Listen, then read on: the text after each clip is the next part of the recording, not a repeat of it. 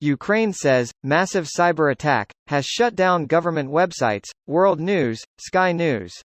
Here's a summary of the article. A massive cyber attack has hit a number of government websites in Ukraine, including the website of the Foreign Ministry, a spokesman has said. As a result of a massive cyber attack, the websites of the Ministry of Foreign Affairs and a number of other government agencies are temporarily down, the spokesman for the Foreign Ministry said. Due to the global attack on the night of January 13–14, 2022, the official website of the Ministry of Education and Science is temporarily down, the ministry said on Facebook. Russia has repeatedly been accused of cyber attacks against Ukraine, including far more serious cyber assaults such as targeting critical national infrastructure such as power. Cyber attacks against websites are a much less sophisticated and less harmful form of attack.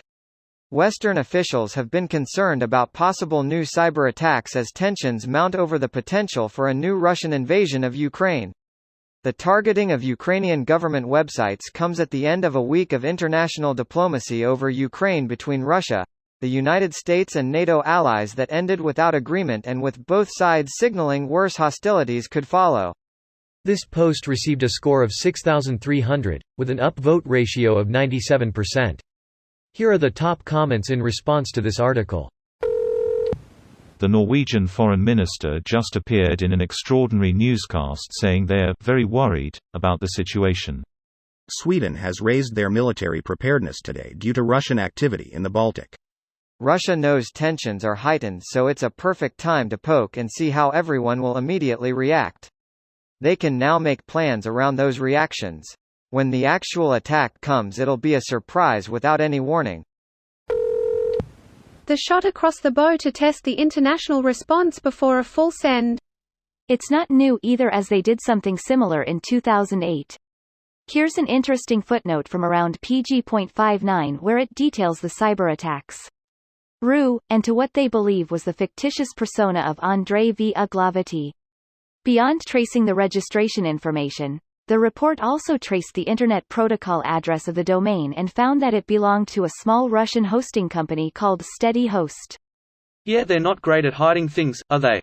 If all of this is just available for Joe Schmoe to investigate, I can't imagine what the Western intelligence community knows. I was going to say something about being a lead-up to war, but this isn't cutting off communications of the government, it's defacing public-facing websites and loading them with propaganda. Minister of Digital Transformation of Ukraine Mikhailo Fedorov believes that the role of cybersecurity in today's world is exaggerated. I think the role of cybersecurity is a bit exaggerated. There is a lot of talk about it, but in fact few can name any real cases of cyber threats. Let me give a simple example. When we came to the president's office, the IT team showed dashboards with 1,000 attacks a day, overloaded servers, etc.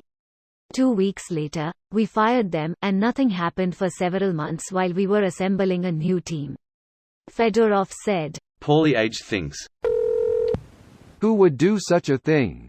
It's a conundrum to be certain. No way to even venture a guess. We need to think about this. Don't be Russian to any conclusions.